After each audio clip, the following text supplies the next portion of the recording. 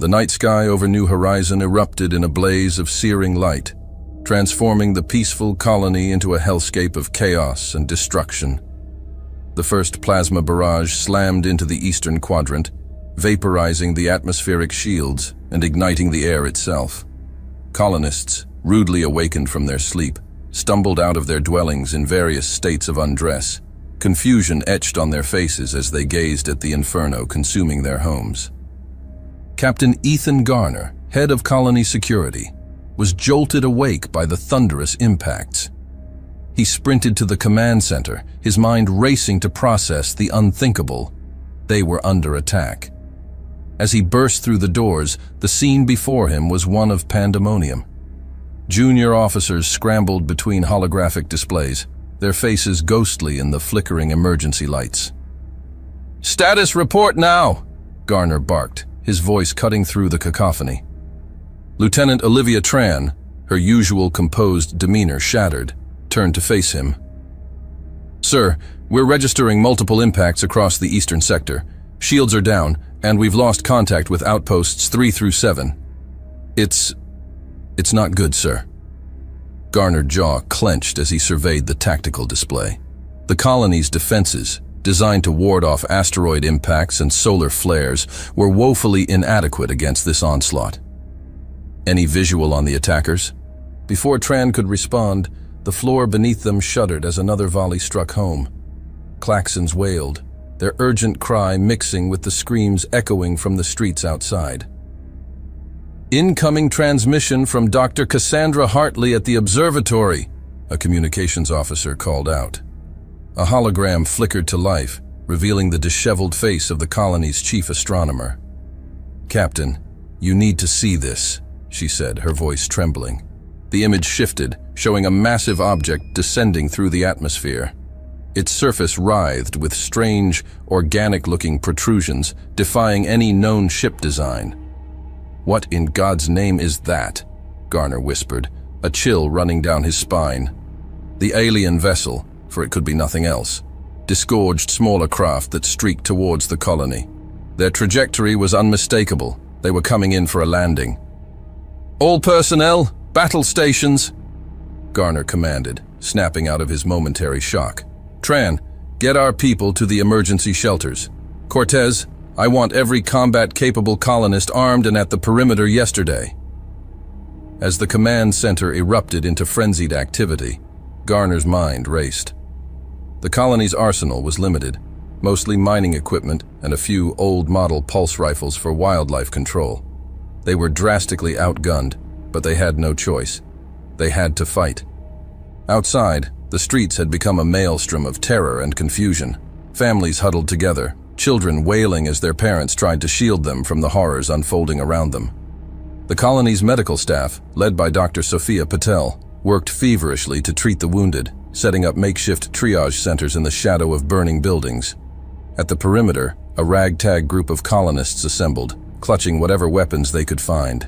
Isaac Roth, a burly miner with arms like tree trunks, hefted a plasma cutter normally used for carving through rock.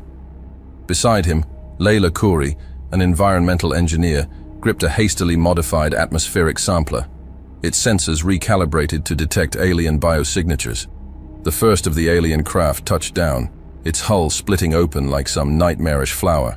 From within emerged creatures that defied description, a writhing mass of tentacles and chitinous plates, moving with an unsettling fluidity that seemed to defy the laws of physics. "Hold the line!" Garner shouted, his voice carrying over the din of battle. "For New Horizon!" The colonists opened fire, a desperate volley of makeshift weapons and repurposed tools. The aliens retaliated with weapons that seemed to bend light itself, warping the very air around their targets. Men and women fell, their bodies twisted into impossible shapes by the alien technology. But the humans fought on, their desperation lending them strength. Isaac Roth charged forward, his plasma cutter carving through alien flesh with a sizzling hiss. Layla Khoury's modified sampler proved unexpectedly effective, its targeted electromagnetic pulses disrupting the aliens' strange biology. In the command center, Lieutenant Tran worked furiously to re-establish contact with Earth. "Hey there, Hope you're enjoying the video so far. If you do, please hit the like button and subscribe to the channel. It really helps the channel to grow and reach more people. Now let's find out what comes next. "Captain, I've got a signal," she called out triumphantly. But her joy was short-lived as she listened to the response. "Sir, it's not just us. Reports are coming in from all over the sector.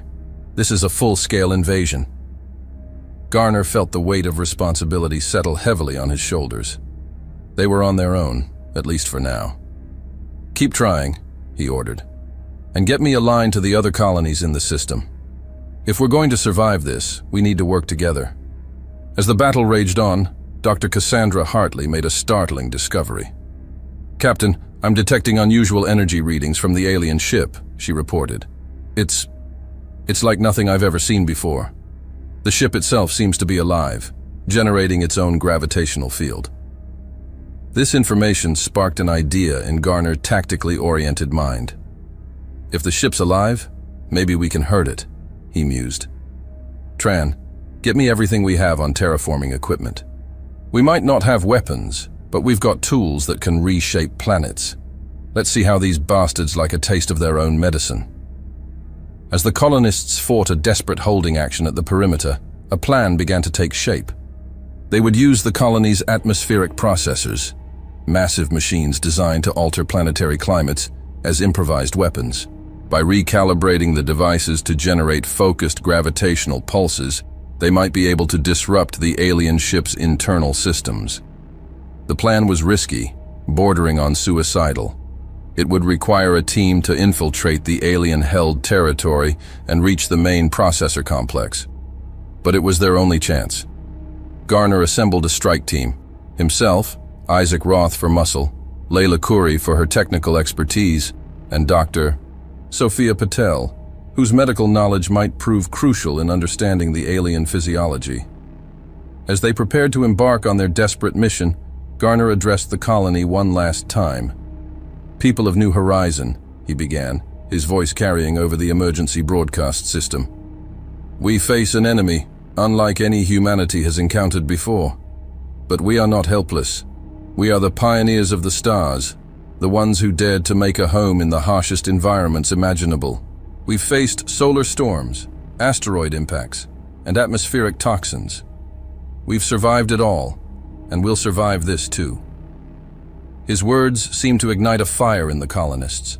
Those who could fight redoubled their efforts, while others worked tirelessly to support them, converting workshops into armories and hydroponic bays into field hospitals. As Garner and his team set out, the alien assault intensified. The sky above New Horizon became a canvas of destruction, crisscrossed with energy beams and plasma bolts. But amidst the chaos, hope began to flicker. The colonists, initially shocked and disorganized, were adapting with remarkable speed. Engineers jury-rigged mining lasers into defensive turrets. Botanists weaponized fast-growing vines to entangle alien troops. Even the colony's AI, initially overwhelmed by the attack, began to analyze the patterns in the alien assault, providing crucial tactical data. The strike team fought their way through the alien-held territory, each step a battle for survival. Isaac Roth's raw strength and Layla Khoury's technical ingenuity proved a formidable combination. Dr. Patel's insights into the alien biology allowed them to exploit weaknesses they wouldn't have otherwise noticed. As they neared the processor complex, they encountered a new challenge. The aliens had set up a defensive perimeter, guarded by towering insectoid creatures that seemed to phase in and out of reality. "We need a diversion," Garner whispered, assessing the situation. Layla's eyes lit up with an idea. "The atmospheric scrubbers," she said.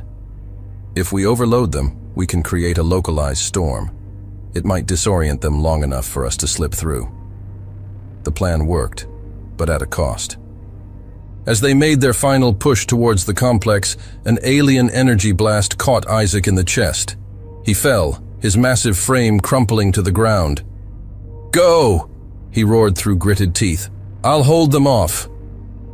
With heavy hearts, the team pressed on, Isaac's defiant battle cry echoing behind them as they entered the complex. Inside, they found a scene of industrial might warped by alien influence. The massive atmospheric processors, once the pride of human engineering, now pulsed with an otherworldly energy. Layla set to work immediately, her fingers flying over holographic interfaces as she recalibrated the machines. Garner and Patel stood guard, fending off waves of alien attackers with desperate courage. "It's done!" Layla shouted triumphantly. "Activating now." The complex hummed to life, the processors spinning up to full power. A wave of gravitational distortion rippled outward, invisible but palpable. Outside, the alien ship shuddered, its organic surface rippling like water. For a moment, hope soared. Then, with a sound like the universe itself tearing apart, a new rift opened in the sky above New Horizon. From it emerged a second alien vessel, even larger than the first. As the colonists watched in horror, the new arrival unleashed a barrage that dwarfed the initial assault. The western quadrant of the colony vanished in a blinding flash, taking with it thousands of lives. In the processor complex, Garner stared at the tactical display in disbelief. They had given everything they had, and it wasn't enough. As the alien reinforcements began to land, he made a decision that would change the course of the battle, and perhaps the fate of humanity itself. "Tran," he called over the comm, his voice heavy with resolve. "Initiate Protocol Omega." There was a moment of stunned silence on the other end. "Sir, that's a last resort measure. It'll destroy the entire colony." "I know," Garner replied. "But we can't let them take New Horizon.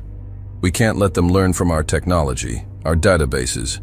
We have to deny them that advantage, no matter the cost." As Tran began the activation sequence for the colony's self-destruct systems, Garner turned to his team. "We have one last job to do," he said grimly. "We need to get as many people to the emergency shuttles as possible.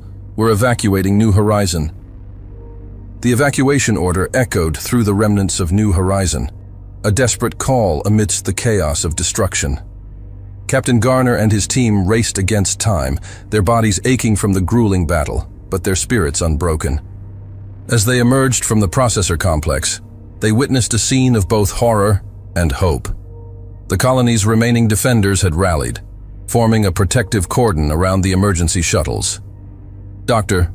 Cassandra Hartley, her lab coat singed and torn, directed a group of engineers who were hastily modifying the shuttle's engines for improved speed and maneuverability.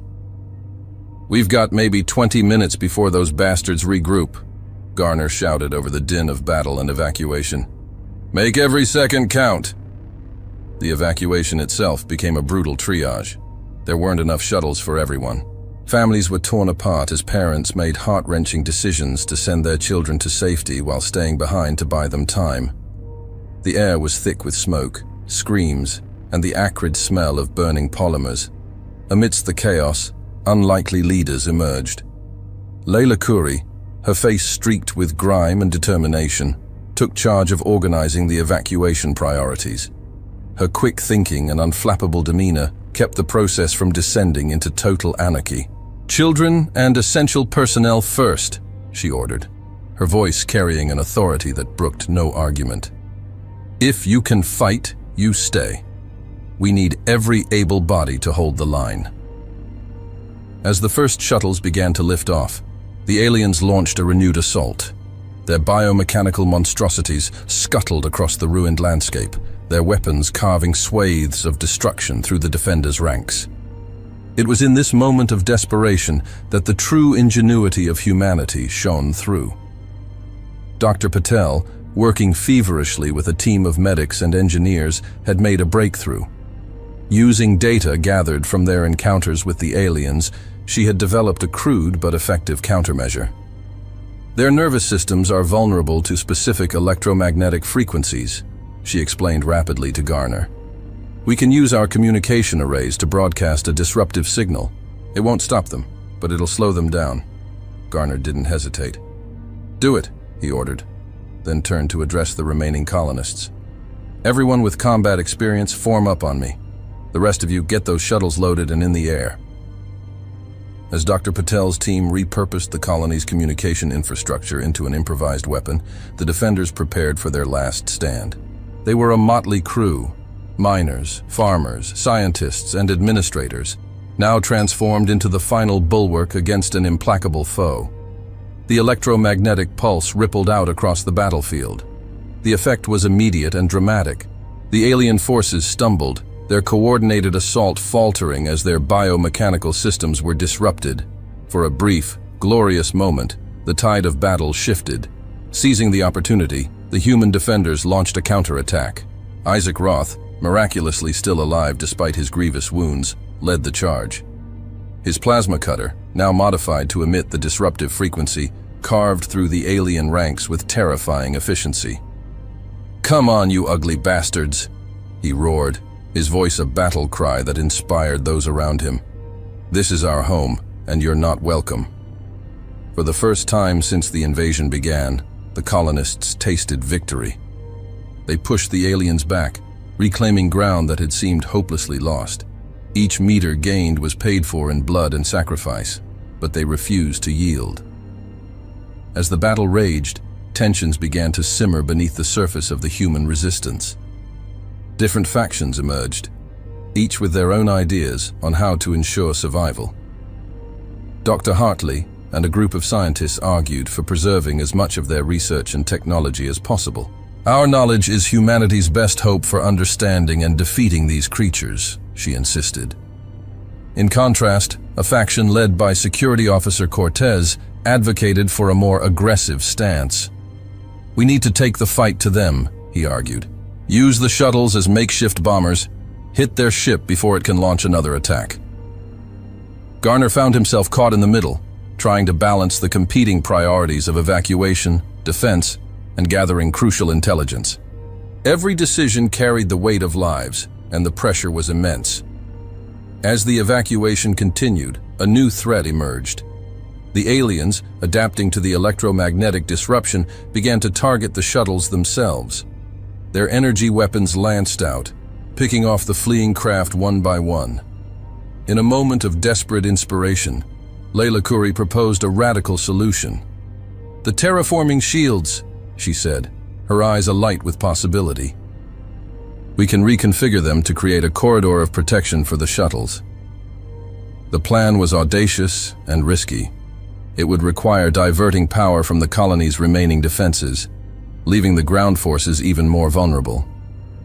But it was their best chance to ensure that at least some of their people escaped to warn Earth. As Layla and her team worked to implement the plan, the ground battle intensified.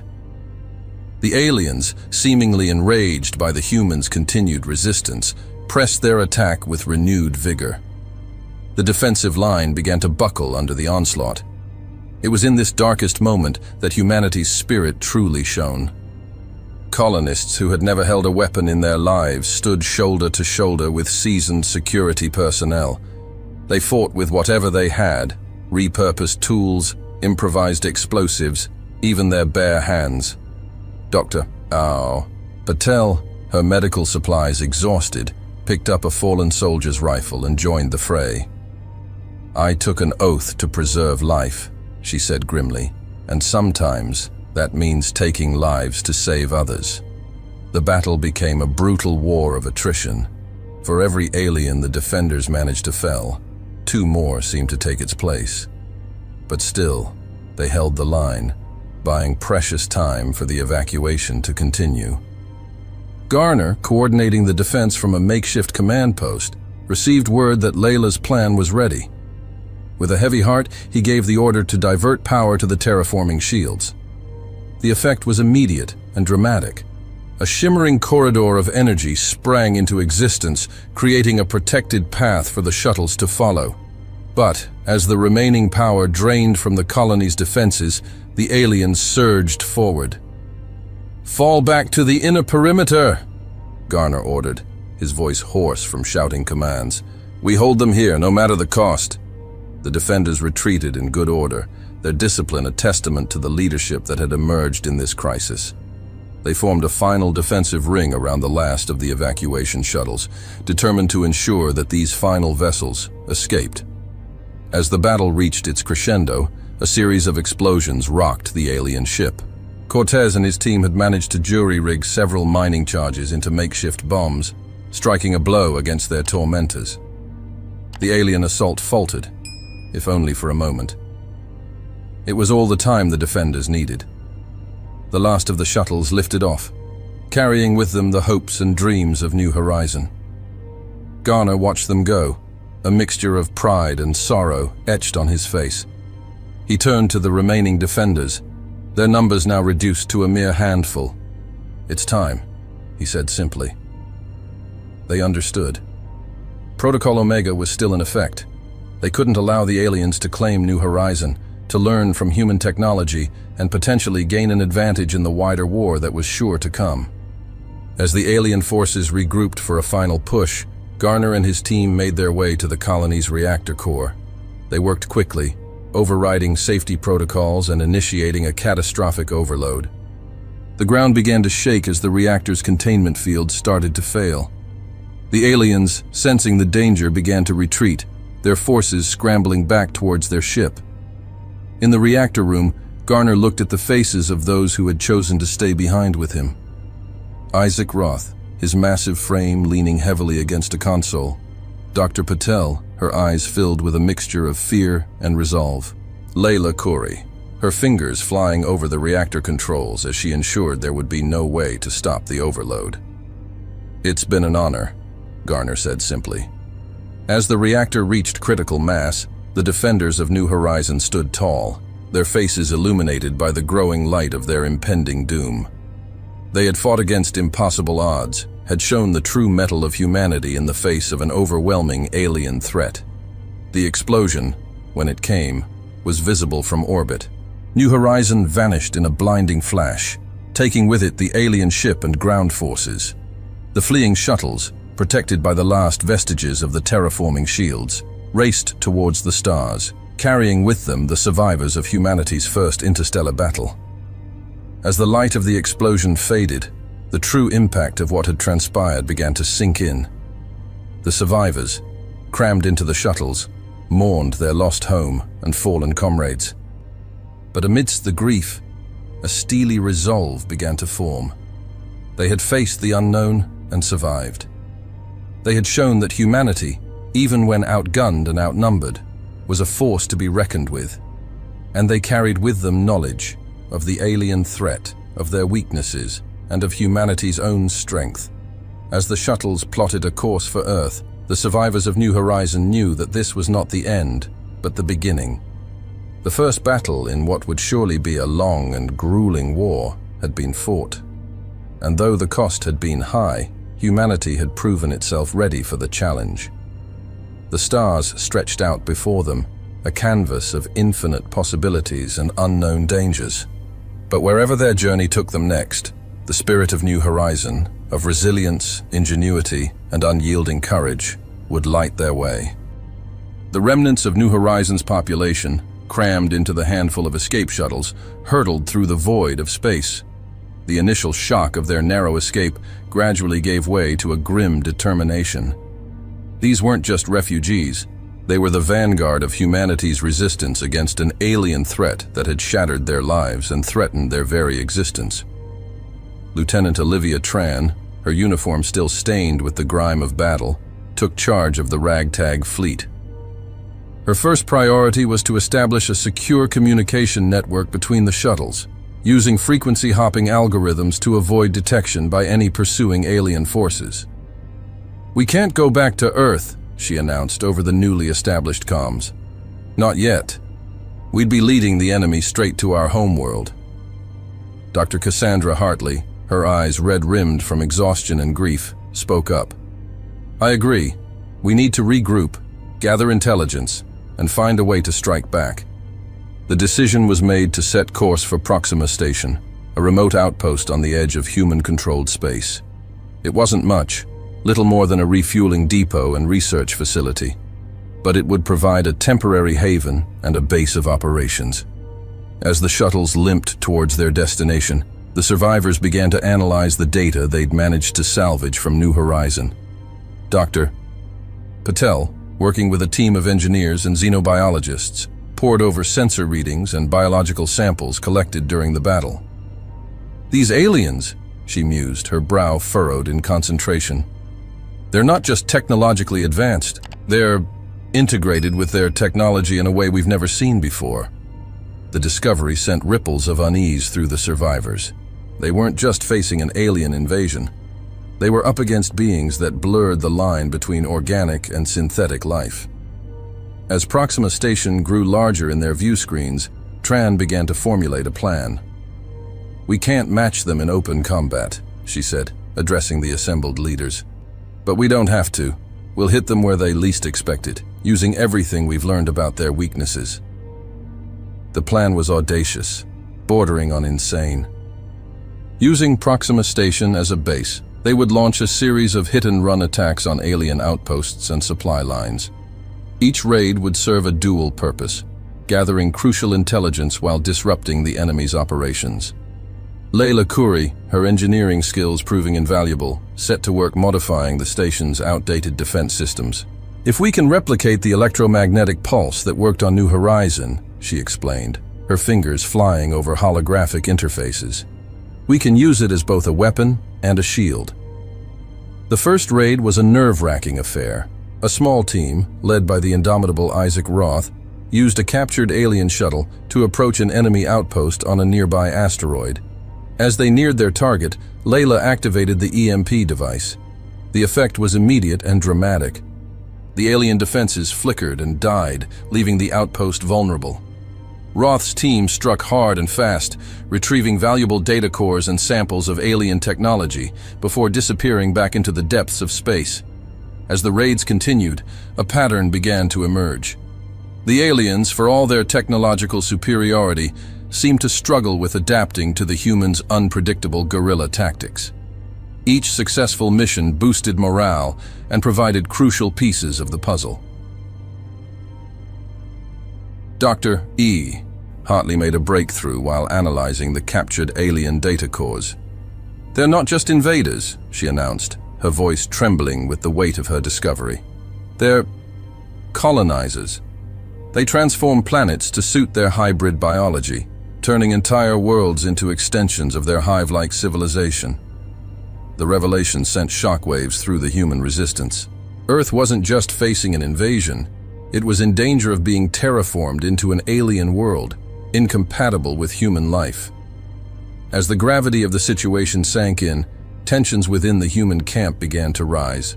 Some, led by Security Officer Cortez, advocated for an all-out offensive. "We need to take the fight to their home world," he argued passionately. "It's the only way to ensure humanity's survival." Others, including Dr. Patel, urged caution. "We're still outgunned and outnumbered," she countered. "We need to focus on defense, on finding a way to protect Earth and our colonies." The debate raged on, threatening to fracture the fragile unity of the resistance. It was Tran who finally broke the deadlock. "We don't have to choose," she said, her voice cutting through the argument. "We can do both. We'll continue our raids, gathering intelligence and disrupting their operations. But we'll also send a team back to Earth to warn them and help prepare our defenses." The plan was risky, but it offered a balance between offense and defense that most could agree on. As preparations began for the most daring mission yet, a strike at the heart of the alien fleet, a small team was assembled for the perilous journey back to Earth. Layla Khoury volunteered to lead the Earthbound mission. "I can help upgrade our planetary defenses," she said, her eyes gleaming with determination. "Maybe even find a way to make our whole solar system resistant to their terraforming technology." As Layla's team prepared for their departure, the main resistance force geared up for their most ambitious raid yet. Intelligence gathered from previous missions had revealed the location of a massive alien command ship, coordinating their operations across the sector. The plan was audacious in its complexity. Using modified stealth technology reverse-engineered from captured alien craft, a strike team would infiltrate the command ship. Meanwhile, a larger force would launch a diversionary attack, drawing away the bulk of the alien defenses. The night before the mission, Tran addressed the assembled raiders.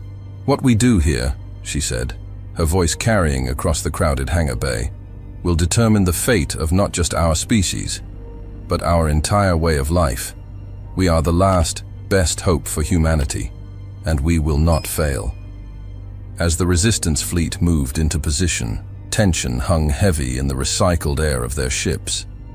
This was the moment that would define their struggle. Success could turn the tide of the war, while failure might doom humanity to extinction. The battle began with a series of synchronized EMP bursts, momentarily disabling the outer defenses of the alien fleet. In that crucial window, Roth's infiltration team slipped through, their modified shuttle indistinguishable from the alien craft around them. On the bridge of the Resistance flagship, Tran watched as the diversionary force engaged the enemy. The void of space lit up with energy weapons and explosions, a deadly dance of destruction that belied the true objective of the mission. Inside the alien command ship, Roth's team moved swiftly through biomechanical corridors that pulsed with an unsettling life of their own. Dr. Patel, part of the infiltration team, worked feverishly to interpret the alien systems they encountered. "It's like the ship is alive," she whispered, her voice filled with a mixture of awe and revulsion. "Every part of it is connected, sharing information and adapting in real time." As they neared the central control node, disaster struck. An alien security protocol, unlike anything they had encountered before, detected the intruders. Klaxons blared, and the very walls of the ship seemed to come alive, reaching out with tendrils of living metal to ensnare the human raiders. Roth, his face a mask of grim determination, turned to his team. "Get to the control node," he ordered. "I'll hold them off." What followed was a desperate race against time. As Roth fought a rearguard action, buying precious seconds with his life, the rest of the team pushed forward. Dr. Patel's expertise proved invaluable as she worked to interface their human technology with the alien systems. Outside, the battle raged with increasing ferocity. The resistance fleet, though fighting with incredible valor, was slowly being overwhelmed by the superior numbers and technology of the alien armada. Just as all seemed lost, a miracle occurred. Dr. Patel, her hands flying over alien control surfaces with intuitive understanding, managed to breach the final defenses of the command node. "I'm in!" she shouted, her voice hoarse with exhaustion and excitement. In that moment, the true power of human ingenuity and adaptability revealed itself. Dr. Patel didn't just access the alien systems, she rewrote them. Using a combination of human coding techniques and the knowledge they'd gained about alien biology, she created a virus that spread through the command ship's living circuitry like wildfire. The effect was immediate and devastating. The alien ship, its systems turned against itself, began to convulse. Energy weapons fired randomly, shields flickered and failed, and the once coordinated alien fleet fell into disarray. Tran, watching from the Resistance flagship, couldn't believe her eyes. "All ships, press the attack!" she ordered, seizing the moment of opportunity. The human fleet surged forward, their weapons finding vulnerable targets amidst the chaos.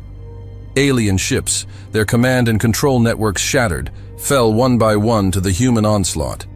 As the battle turned decisively in humanity's favor, a new signal appeared on the long-range sensors. Reinforcements had arrived, not alien, but human. Earth, warned by Layla's team, had mobilized its forces and come to join the fight. The alien invasion, which had seemed unstoppable mere hours before, crumbled in the face of humanity's combined might. As the last enemy ships fled or were destroyed, a cheer went up across the human fleet, a cry of triumph, of survival against impossible odds. In the aftermath of the battle, as the adrenaline faded and the true cost of their victory became clear, Tran gathered the survivors. "We've won a great victory here today," she said, her voice carrying the weight of command and the pain of loss. "But this is just the beginning. We've shown that humanity will not go quietly into the night. We will fight, we will survive, and we will prevail." As the combined human fleet set course for Earth, The stars seemed to shine a little brighter. The road ahead would be long and fraught with danger, but humanity had proven itself equal to the challenge. In the face of an implacable alien foe, they had demonstrated the true strength of the human spirit: adaptable, resilient, and unconquerable. The war for Earth's survival had only just begun, but for the first time since the fall of New Horizon, hope burned bright in the hearts of every human soul. The combined human fleet, bolstered by Earth's reinforcements, pressed their advantage against the reeling alien armada. Lieutenant Tran, her face illuminated by the flickering tactical displays, orchestrated the assault with a precision that belied the chaos of battle. Streams of plasma fire crisscrossed the void, punctuated by the silent explosions of dying ships. "Target their flagship," Tran ordered, her voice steady despite the stakes. "All available firepower, concentrate on their command and control systems." The human vessels moved in perfect synchronization, their weapons converging on a massive alien construct that pulsed with biomechanical energy. As the barrage intensified, the alien flagship's defenses began to falter, its living hull writhing in apparent agony. Aboard the infiltrated alien command ship, Dr. Patel worked feverishly to expand the reach of her virus. Her fingers danced across alien interfaces, sweat beading on her brow as she pushed the limits of her understanding. "I think I can do more than just disrupt their systems," she muttered, eyes fixed on the swirling alien code. "If I can access their central network, we might be able to shut down their entire fleet." Isaac Roth, bloodied but unbowed, stood guard at the entrance to the control node. The sounds of alien reinforcements echoed through the pulsating corridors. "Whatever you're going to do, Doc, do it fast," he growled, hefting his makeshift weapon. "We're about to have company." As if in response to his words, a section of the wall suddenly liquefied, and a towering alien figure emerged.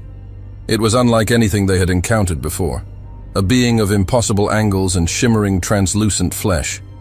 In an instant, Roth understood that they were face to face with one of the alien leaders. The creature's thoughts crashed into their minds like a tsunami, a cacophony of alien concepts and emotions that threatened to overwhelm their sanity. But amidst the psychic assault, a single word emerged with crystal clarity: "Stop." For a moment, the battle seemed to freeze. On every ship, human and alien alike, screens flickered with the image of the confrontation aboard the command ship. The alien leader, its form constantly shifting and refracting, regarded the humans with what could only be described as curiosity. "You resist." The aliens' thoughts reverberated in their minds. Unexpected, fascinating. Dr. Patel, her hand still poised over the alien controls, found her voice. "Why are you doing this?" she demanded. "Why attack us?" The aliens' response came not in words, but in a series of vivid mental images. The humans saw a dying world, its resources depleted, its population desperate for survival. They saw vast fleets of world ships roaming the galaxy in search of suitable planets to transform and inhabit. "You do not understand," the alien conveyed. "This is not conquest. It is survival. Your worlds are compatible. They must be remade." The implications of this revelation sent shockwaves through the human forces. They weren't facing mindless invaders, but a species driven to desperate measures by their own looming extinction. Tran's voice crackled over the comms, breaking the stunned silence. "That doesn't justify the slaughter of our people," she said firmly. "We have a right to exist, to defend our homes." The alien leader's form rippled, its thoughts projecting a mix of confusion and frustration. "Your resistance was unanticipated. We assumed lesser beings would simply submit to the inevitable." Roth barked out a laugh, harsh and humorless. "Well, you assumed wrong, pal. Humanity doesn't roll over for anyone, not even fancy space squids like you." As the tense standoff continued, Dr. Patel made a fateful decision. Instead of unleashing her virus to cripple the alien fleet, she used her access to the alien systems to project a comprehensive data package. It contained information about Earth, about human history, culture, and achievements. "Look," she said, her voice trembling with the weight of the moment. "This is who we are. This is what you're trying to destroy. We're not just resources to be consumed or obstacles to be removed. We're a species with hopes, dreams, and a future of our own." The alien leader's form pulsed and shifted as it processed the flood of information. For agonizing minutes, silence reigned across the battlefield. Then, slowly, the psychic pressure began to recede. "Your species is more than we realized," the alien conveyed, its mental voice tinged with what might have been respect. Perhaps there is another way." With those words, a new chapter in human history began. The alien leader issued a command, and across the sector, their forces began to stand down. On the bridge of the human flagship, Tran watched in disbelief as the alien vessels powered down their weapons. "All ships, hold fire," she ordered, her voice tight with tension. "But maintain battle readiness. This could still be a trick." Over the next hours, a tenuous dialogue emerged. The aliens, calling themselves the Enxkar, revealed the full extent of their plight. Their civilization, spanning thousands of worlds, faced a crisis of cosmic proportions. The unique energy field that sustained their hybrid biology was failing across their empire, forcing them to seek out new, compatible worlds to transform. Earth and its colonies, rich in the precise elemental composition the Enxkar needed, had seemed like the perfect solution. They had never encountered a species capable of resisting their technological might, and so had never considered diplomacy as an option. As the negotiations progressed, moved from the alien command ship to a neutral location on a nearby uninhabited moon, the true complexity of the situation became clear. The humans, led by Tran and advised by Dr. Patel, found themselves walking a diplomatic tightrope. On one side, there was the very real threat the Enxkar posed. Their technology and resources vastly outmatched humanity's, and if negotiations failed, the war could resume with devastating consequences. On the other hand, the opportunity for peaceful coexistence and the potential sharing of advanced alien technology was too significant to ignore. "We sympathize with your plight," Tran said during one tense session, her words carefully measured. "But we cannot allow the destruction of our worlds. There must be another solution." The Enxkar representatives, their forms constantly shifting in mesmerizing patterns, conveyed a mix of desperation and cautious hope. "Our scientists believe it may be possible to synthesize the energy field we require," they explained. "But the process would take years, perhaps decades. We do not have that much time." Dr. Patel, who had been poring over the alien data they had captured, suddenly straightened. "What if," she began, her eyes alight with inspiration, "we could help you accelerate that research? Combine our scientific knowledge with yours?"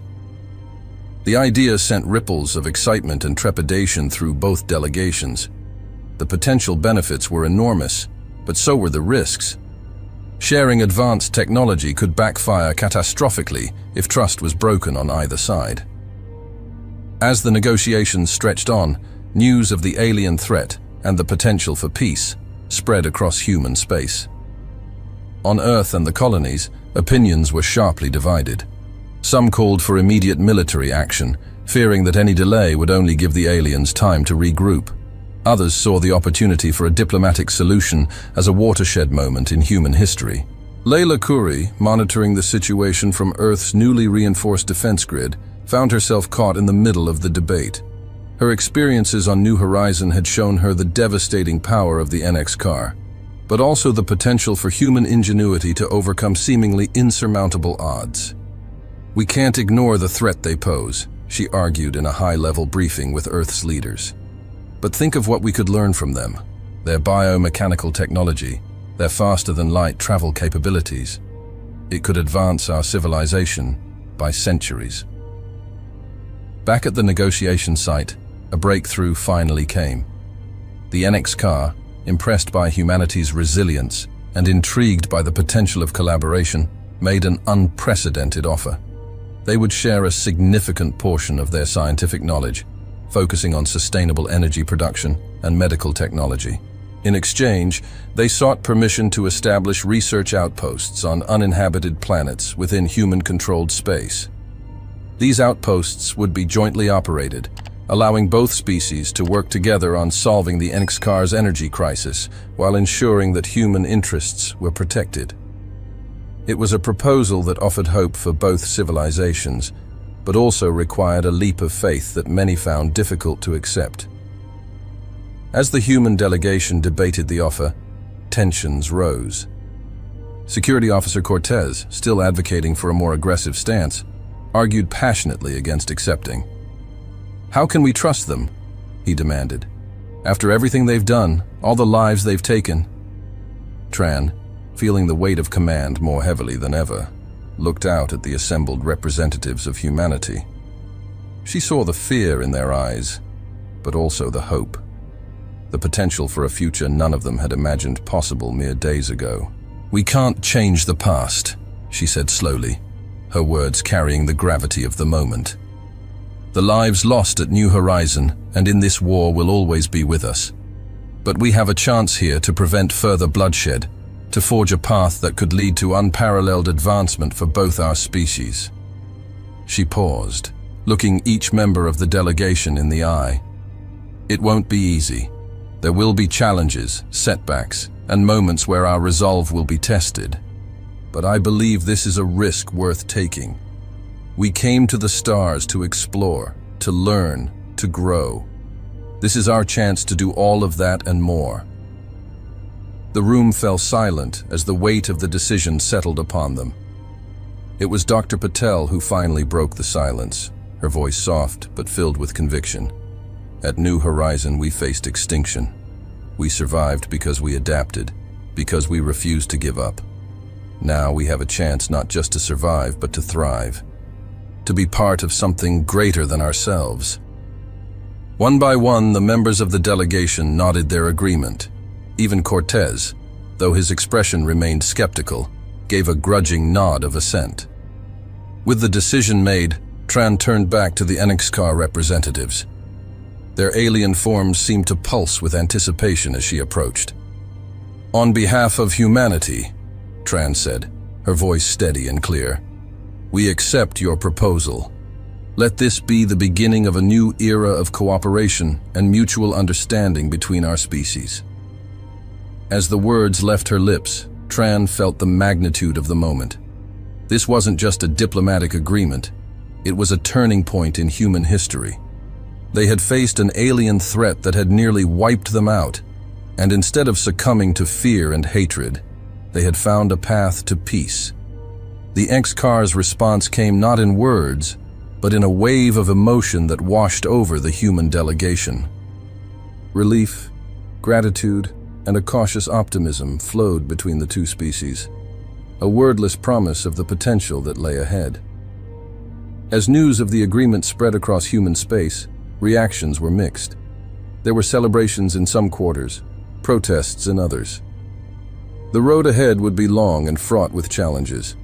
Trust would need to be built, wounds would need to heal, and two vastly different civilizations would need to learn to work together. But as Tran looked out at the stars, she felt a sense of hope she hadn't experienced since before the attack on New Horizon. Humanity had proven itself equal to the greatest challenge it had ever faced. They had shown courage, ingenuity, and an indomitable spirit that had earned the respect of a vastly superior alien civilization. The war was over, but a new adventure was just beginning.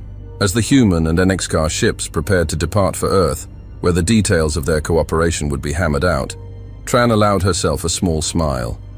Whatever the future held, she knew that humanity would face it head-on, with the same resilience and determination that had brought them to this moment. The stars stretched out before them, no longer a realm of terror and conflict, but a vast frontier of possibility. Humanity had not just survived its trial by fire, it had emerged stronger, wiser, and ready to take its place among the cosmos. As the combined fleet of human and NXCAR vessels approached Earth, a palpable tension filled the air. The blue marble of humanity's homeworld loomed large in view screens across both fleets, a silent witness to the unprecedented events unfolding. Lieutenant Tran stood on the bridge of the flagship, her posture rigid, eyes fixed on the planet below. The weight of responsibility pressed down on her shoulders like a physical force. They had won the war, but now came the even greater challenge of winning the peace. Incoming transmission from Earth Command, a communications officer announced, breaking the tense silence. The holographic display flickered to life, revealing the stern face of Admiral Yoshida, the highest-ranking officer in Earth's defense force. His expression was a mixture of relief and apprehension as he regarded Tran and the NX-car representative standing beside her. "Lieutenant Tran," Yoshida began, his voice carefully neutral, "I understand you've negotiated a ceasefire with the alien forces." Tran squared her shoulders. "More than a ceasefire, Admiral. We've brokered a peace agreement that could change the course of human history." As Tran outlined the terms of the agreement, Yoshida's expression cycled through disbelief, concern, and finally, a grudging respect. When she finished, he was silent for a long moment. "You've taken an enormous risk, Lieutenant," he said at last. "But given the circumstances, perhaps the only one available to us. The Security Council is assembling as we speak. Prepare your team and the alien representatives for immediate transport to Geneva." The next 48 hours were a whirlwind of activity. As news of the alien armada's arrival spread across the globe, reactions ranged from panic to cautious optimism. Military forces remained on high alert, even as diplomatic channels buzzed with frantic activity. In Geneva, the United Earth government convened an emergency session. The Grand Assembly Hall, typically a place of measured debate, now crackled with an electric tension as human leaders faced their alien counterparts for the first time. Tran, flanked by Dr. Patel and Isaac Roth, stood at the podium. Her voice, steady and clear, carried across the hushed chamber as she recounted the events that had led to this moment. As she spoke of the battles fought, the lives lost, and the unlikely path to peace, she could see the impact of her words on the assembled delegates. When she finished, there was a moment of profound silence. Then, slowly, a murmur began to build. Questions flew thick and fast, each more pointed than the last. How could they trust these aliens? What guarantees did humanity have? What would prevent the NX-car from simply conquering Earth once they had access to our resources? It was Dr. Patel who stepped forward to address these concerns. With calm precision, she outlined the scientific principles behind the NX-car's need for specific planetary conditions. She explained how the proposed joint research initiatives could benefit both species, potentially solving the NX-car's energy crisis while advancing human technology by decades, if not centuries. "We stand at a crossroads," Patel concluded, her eyes sweeping the chamber. "We can choose fear and continue a war that will cost millions of lives on both sides. Or we can choose hope and forge a future brighter than anything we've dared to imagine." The debate raged for hours, but in the end, the weight of potential outweighed the pull of fear. With a mixture of trepidation and hope, the United Earth government voted to ratify the peace agreement. The formal signing ceremony was a spectacle unlike anything in human history. As billions watched via global broadcast, human and NX-car leaders affixed their signatures, or in the case of the NX-car, impressed their bioelectric seals, to the document that would shape the future of both species. Outside the United Nations building, the reactions were as diverse as humanity itself. In New York, cheering crowds filled Times Square, their jubilant faces illuminated by massive screens showing the historic moment. In Moscow's Red Square, a somber vigil honored those lost in the conflict, candles flickering in the cold night air. In New Delhi, heated debates erupted in street-side chai stalls, with passionate arguments for and against the new alliance. But it was in the fledgling colonies, those outposts of humanity that had borne the brunt of the initial NX-car assault, where reactions were the most intense. On Mars Base 1, colonists who had lived in fear of alien attack for months now found themselves preparing to welcome NX-car scientists. The atmosphere was a volatile mix of excitement and apprehension. Layla Khoury, newly appointed as the human liaison for the Joint Research Initiative, stood before a crowd of Mars colonists. The domed chamber, typically used for hydroponic farming, now served as an impromptu town hall. "I know many of you are scared," Layla began, her voice echoing slightly in the cavernous space. "I was there on New Horizon. I saw firsthand the devastation the X-Car can cause." She paused, letting the weight of her words sink in. "But I've also seen their technology, their potential. Working together, we can achieve things we've only dreamed of." As she spoke, holographic displays flickered to life around the chamber, showing concepts for new technologies. Atmospheric processes that could terraform Mars in years instead of centuries. Medical nanites that could cure diseases at the cellular level. Faster-than-light drives that could open up the galaxy for exploration. The crowd's mood began to shift, fear giving way to cautious excitement. But not everyone was convinced. A grizzled colonist, his face bearing the scars of the initial X-Car attack, stood up. "How do we know this isn't just another trick?" he demanded, his voice thick with emotion. "How many more need to die before we realize they can't be trusted?" Layla met his gaze steadily. "We don't know for certain," she admitted. "Trust has to be earned on both sides. But I believe this is a risk worth taking. For our future, for our children's future." As the debates raged on Earth and its colonies, the first tentative steps towards cooperation were being taken. On a specially constructed space station orbiting Earth, human and X-Car scientists began the delicate process of sharing knowledge. Dr. Patel found herself at the forefront of this initiative, her expertise in xenobiology making her uniquely suited to bridge the gap between the two species. The first few weeks were fraught with challenges. Cultural misunderstandings led to heated arguments. The vast differences in scientific approach caused frustration on both sides. But slowly, incrementally, progress began to emerge. A human physicist, working late one night with her X-Car counterpart, had a breakthrough in understanding the principles behind the aliens' faster-than-light travel. A X-Car bioengineer, fascinated by the human immune system, developed a new approach to fighting a virulent disease that had plagued their species for generations. These small victories, shared across the scientific community, began to kindle a sense of genuine optimism. The potential of what could be achieved through cooperation started to outweigh the lingering fears and resentments. However, not everyone was willing to embrace this new future. On both sides, there were those who saw the alliance as a betrayal. A fringe group of human extremists, calling themselves the Earth First Coalition, began to gain traction with their xenophobic rhetoric.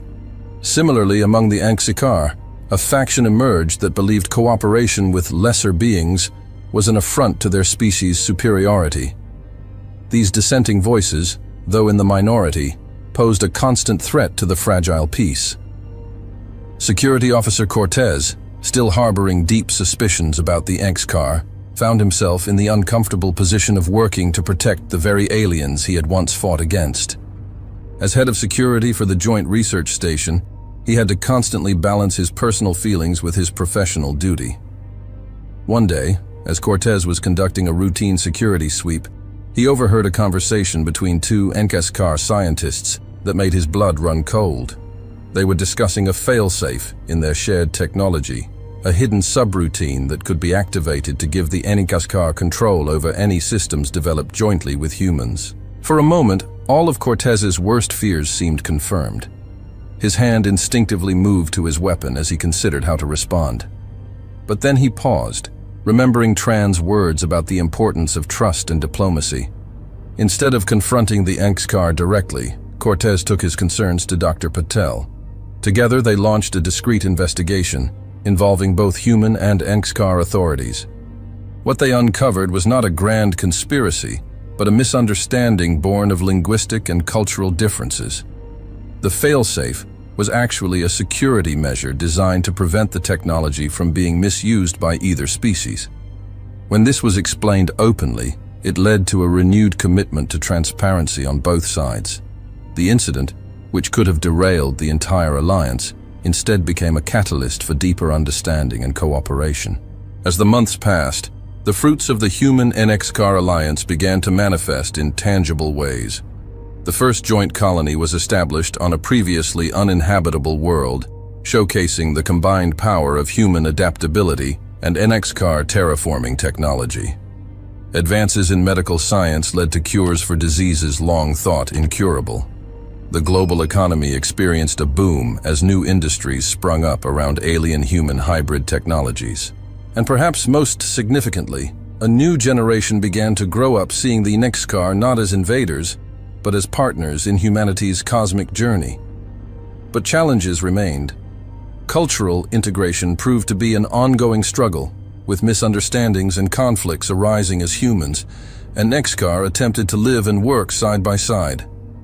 The differences in biology, psychology, and social structures created hurdles that required constant effort to overcome. Lieutenant Tran, now promoted to Admiral and serving as the military liaison for the Alliance, found herself mediating an increasing number of disputes. Yet for every conflict, there seemed to be a moment of connection, of genuine understanding reached between the two species. 5 years after the signing of the peace accords, humanity stood on the brink of a new era. The first joint deep space exploration mission was preparing to launch, crewed by both humans and NXCar. Its mission: to seek out new civilizations, to expand the sphere of cooperation beyond their two species. As the massive ship, a marvel of combined human and NXCar engineering, prepared for departure, Admiral Tran stood at the podium to address the assembled crowd and the billions watching across human and NXCar space. 5 years ago, we stood on the brink of extinction, she began, her voice carrying the weight of all they had endured and achieved. We faced an enemy we thought we could never understand, let alone coexist with. But we did more than survive. We forged a bond that has transformed both our societies. She gestured to the ship looming behind her, its sleek lines a testament to what could be achieved through cooperation. This vessel represents not just our technological achievement, but our shared spirit of exploration and discovery. As we venture into the unknown, we carry with us the lesson that has brought us this far, that our greatest strength lies not in our differences, but in our willingness to bridge them. As Tran's words echoed across space, humans and NXCar alike felt a sense of shared purpose, of being part of something greater than themselves. The journey ahead would not be easy. There would be setbacks, conflicts, and challenges yet unimagined. But they would face them together. Two species united by a common vision of the future. The ship's engines flared to life, a brilliant blue glow that symbolized the dawn of a new age. As it rose majestically into the sky, it carried with it the hopes and dreams of two civilizations. Humanity had not just survived its trial by fire, it had emerged transformed, ready to take its place among the stars not as conquerors, but as explorers and peacemakers. As the ship disappeared into the depths of space, those watching from Earth and NXCar worlds alike shared a moment of collective awe. The universe, vast and mysterious, awaited, and humanity, standing shoulder to shoulder with their once enemies, now allies, was ready to meet it. The story of the human NXCar alliance would be told for generations to come, a testament to the indomitable spirit of humanity and the transformative power of understanding and cooperation. It was a reminder that even in the darkest of times, hope and unity could light the way forward. As the stars beckoned, humanity stepped into its future, forever changed but undiminished, carrying with it the hard-won wisdom that the greatest victories are not those achieved through force, but through the courage to reach out across the void and forge connections with those once thought unknowable. Hey there again. I'm glad you've come so far. Hope you enjoyed the video. Remember to hit the like button and the subscribe button. This is really important to the channel. Really important. And I have one more thing for you. I've chosen another video for you to watch. Just click the card here, or here if you want the whole playlist. See you there.